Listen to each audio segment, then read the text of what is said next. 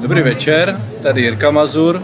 Vítám vás na svém krátkém videoblogu, tentokrát ze Staroměstského náměstí v Praze. Dnes máme 6. ledna.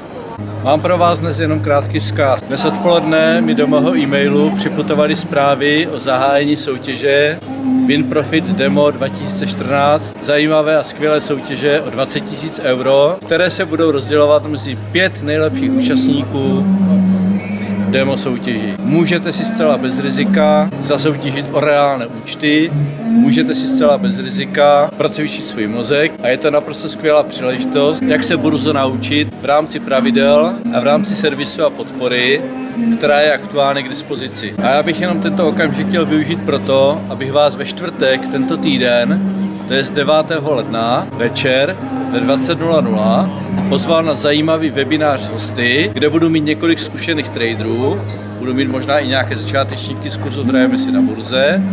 Budeme si povídat o problematice burzovního investování, budeme si povídat o tom, jaké by měly být dodržovány zásady pro to, abyste měli své investice na burze pod kontrolou, abyste si mohli tento biznis efektivně vyzkoušet. A také si samozřejmě povíme o průběhu této soutěže a povíme si víc o pravidlech, které jsou spojeny s touto soutěží. Tento webinář, tato akce jsou podle mého názoru zcela jedinečné. Pouze teď a nyní je možnost v reálu si zasoutěžit o live účty v celkové úhrnné hodnotě 20 000 euro. Pro vítěze čeká live účet ve výši 6 000, tak dále je to odstupňováno.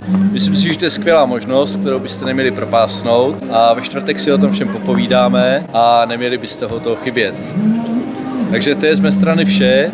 Děkuji vám za pozornost a loučím se s vámi z tohoto krásného místa.